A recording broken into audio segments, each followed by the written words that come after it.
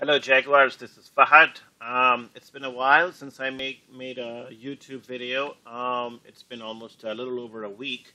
But quite frankly, the reason has been simply the market has been a little bit, uh, you know, too volatile, and I wanted to be more precise and accurate in my analysis to lay out the background in terms of when I put out these trade ideas. So I was waiting for some stabilization, and I truly believe that the market has little room to move to downside from here. I think that the bulk of the selling and the weakness that we were going to see has now already occurred, and I think that the Brexit event next week is not going to be a major event. So, with that little background, today I want to take a look at Mobileye, MBLI, Mobileye. Now, quick background on this one. The Mobileye it's been one of the stocks that basically since the last 2 years, for the last 2 years, we have seen tremendous amount of put activity in the past on this, and I have had if you go to activity tracker and pull my data, pull my information over there, you'll see there has been plenty of bearish activities recorded in the past as well as in my notes. So, for example, if here is Jaguar Analytics, just to kind of show you to newcomers. If you go to Jaguar Options Pro, right here, and here's the activity tracker. You can pull the activity tracker, and there you can just type in the symbol MBLI and pull up all the information you want on it right here. And you can just click on notes, and you can see there has been plenty of put activity in the past on this. A lot of it was June, which is now actually coming to end. And so it will tell you all the details. So what's catching my interest this time on this one now? Couple things. The main reason why we have not liked this stock since it basically went public, this is the weekly chart right here. This is going back last 3 years. This is when it went public. The IPO was back in 2014. Main reason why we have not liked this is because it came on very high valuation. I mean, I'll be very honest. This is a fantastic company with impeccable growth rate. The revenue outlook is ridiculously strong, and it continues to come out every single quarter, beating estimates and raising guidance. And it has a moat, a pretty strong moat in the automobile tech sector, with the autonomous cars and all those things happening. It's a pure play in that category, and one day it may actually even get acquired.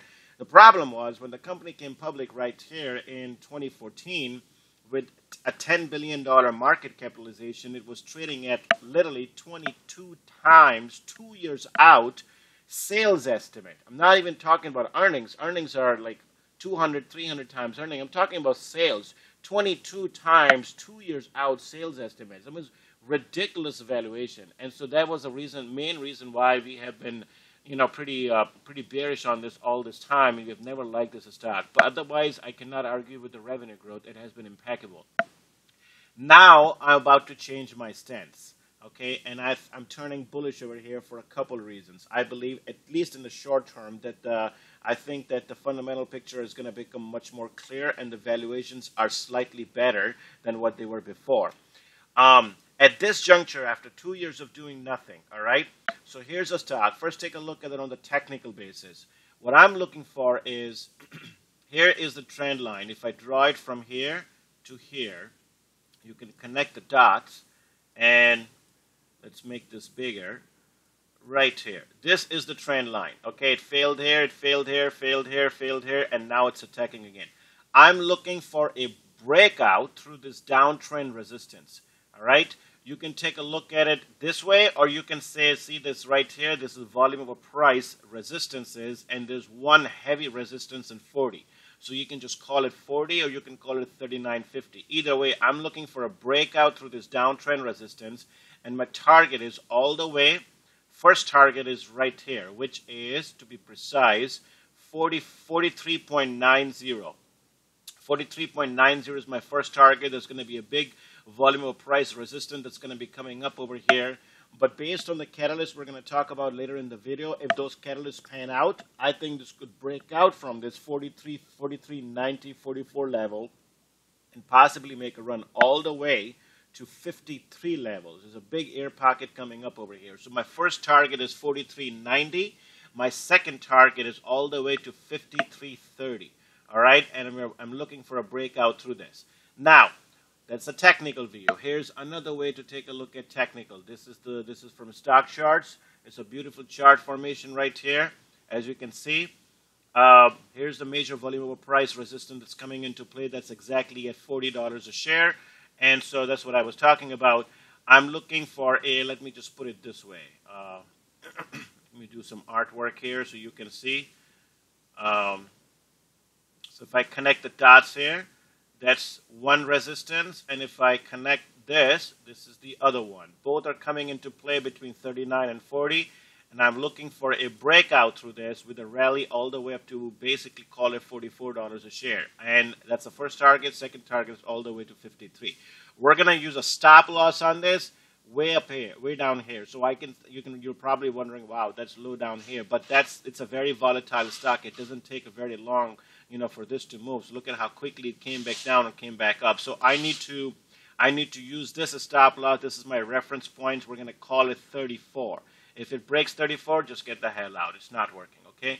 So that's basically my my technicals. Now on the option side, if you go to the option chain, you'll see, go down here and look at what's happening over here. By the way, just to quickly tell you, if you're hearing some noises in the background, like a drill machine or something going on, I just bought a brand new snooker or pool table. It's being installed actually right now in the next room, so that's why there's some noise.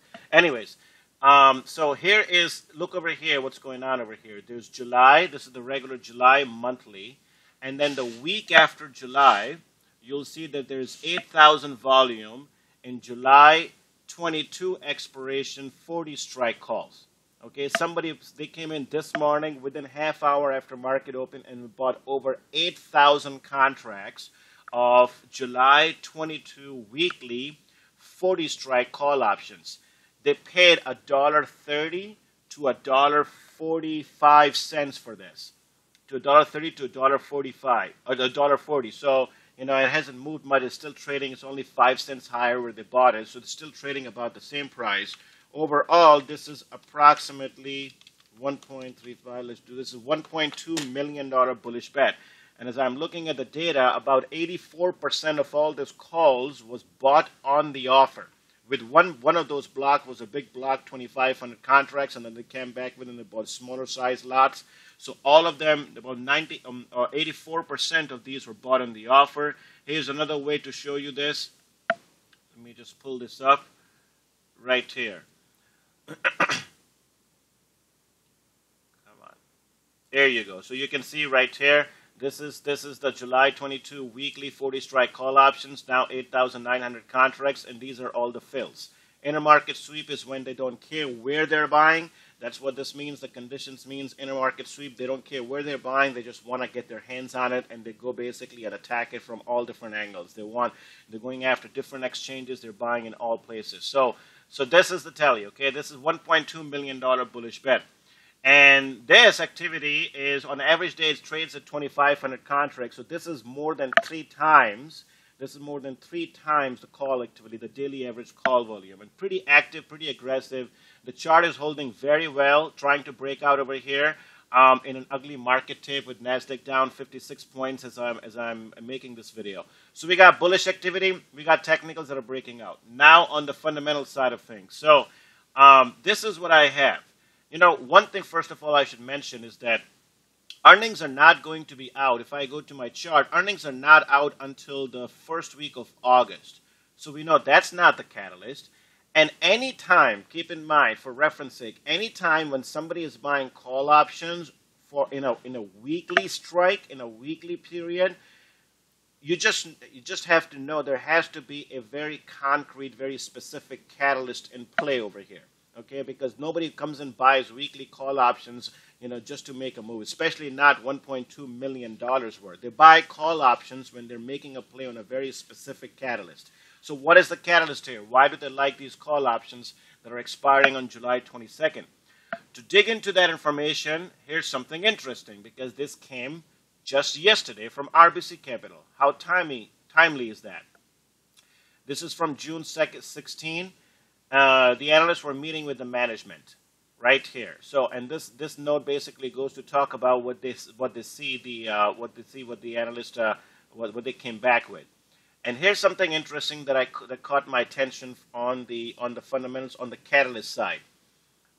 Right here, the MBLI mapping product REM has momentum. Beyond the agreements with GM, Volkswagen, Nissan, Mobileye expects another 4 to 5 OEMs signed this year. And right here is the key: one possible in coming months.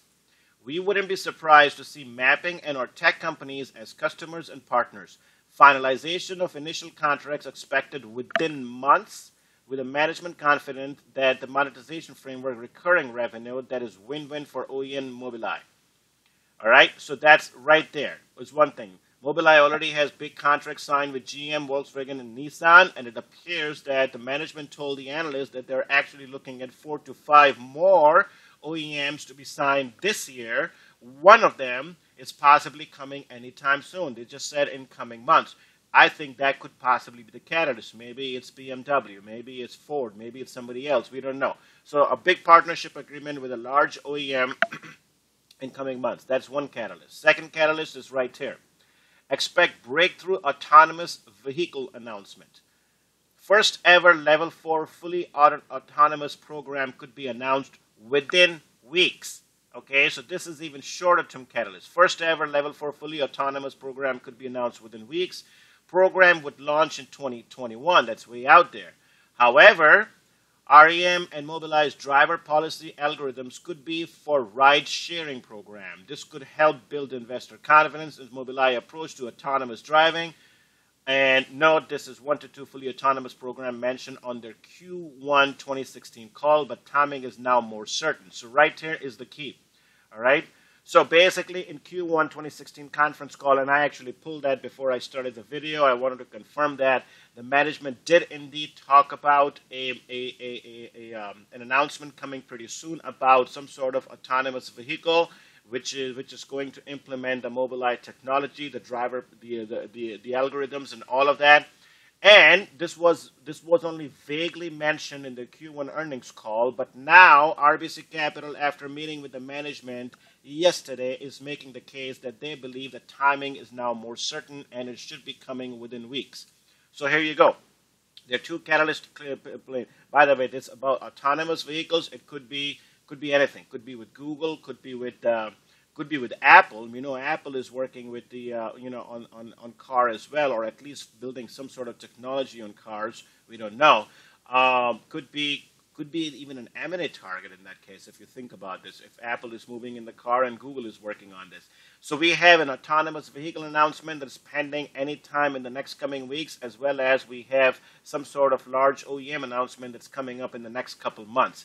The fact that they are spending $1.2 million to buy these very short-term calls that are weekly tells me that somebody is expecting this announcement no later than the end of July. To be more precise, no later than July 22nd. Okay, so how would I like to play it? Okay, so we got the catalyst coming up, we got technicals that want to break out, and we got bullish call activity. We got all three ingredients we look for. The play here is I want to be a little bit safe. Okay, now unfortunately we have July month available, and then we have September. We don't have August. August will be listed after the June expiration, which is today. So if you wait on this trade and come back on this tomorrow, okay, if you come back to this on Monday, you should have August listed. So you could possibly make a case by going with August calls, which will cover the next earnings cycle, which is on August 4th. That's perfectly fine. You can buy the August calls. But at this point, given that I'm issuing a trade alert right here, I'm going to go to September. That buys me enough time. That's 91 days to expiration. And the play here is just go out straight to September 40, strike, and no spreads needed, nothing. The implied volatility is already near the historic volatility at 42%. Already checked on that. Just go and buy straight September 40 calls for $2.85 and less. The bid and ask right now is $265, $285. Now keep in mind one thing, the stock is up 5% as I'm making this video. So these calls have already moved up a little bit. I mean, they're already up 90 cents or a buck almost, since yesterday close. So unfortunately, we are a little bit overpaying for this. But hey, guess what? We didn't have the full picture until this morning, so it's okay to pay up because we are targeting a technical rally all the way up to 44, and so paying up a little bit more for 40 calls is not such a bad idea. And then my second target is all the way to 53. So the trade areas go out to September and buy straight September 40 calls for 285 and less. All right, that's it.